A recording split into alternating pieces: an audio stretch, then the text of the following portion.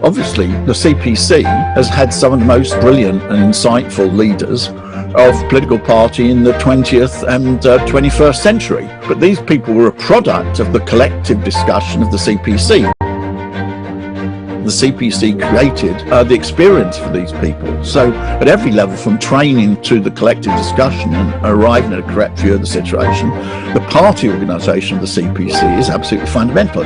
It's the backbone of China's success.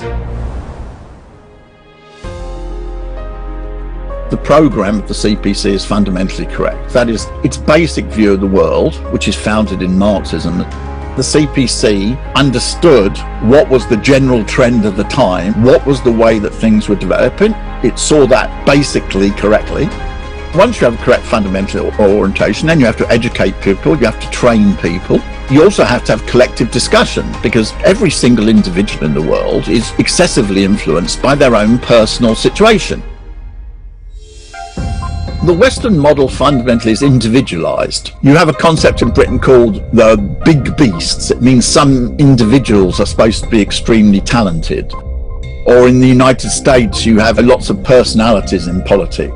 Film star becomes president, if we take Reagan, or presenter of TV show like Donald Trump becomes president. It's all looked at individually, but this is not a strong system. There's no individual who has a correct view of the world.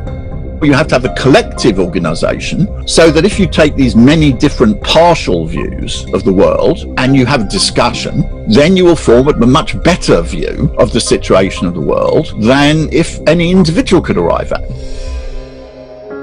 What China creates is a party system whereby there is a collective discussion at every level of the party, from local level right up to the level of the state. People are listening to the different experiences of different people, which will necessarily be one-sided, and then they're able to synthesize them through a party discussion. There is actually a very free atmosphere of discussion which takes place around the CPC until it's arrived at a decision.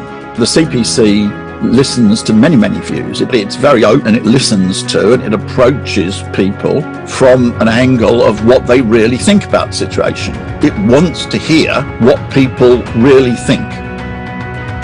Naturally, some people are then found to be able to deal with problems better than others. So these people are found to be able to analyse the situation more correctly, then become advanced within the party, and they do it through collective discussion. I remember once reading the biography by Deng Xiaoping's daughter, Deng Rong, on Mao Zedong, and she said you cannot understand the authority which Mao Zedong had within the CPC without understanding how many times he was correct, particularly the fight against Japan and for the national liberation of China. People within this system gain their authority because in hundreds and hundreds of discussions and hundreds of decisions, you find out who is the most capable. But even these most capable people are then within a collective structure, which means that if they start to make mistakes, then they're corrected. Therefore, this is an extremely efficient system for making sure that correct decisions are taken.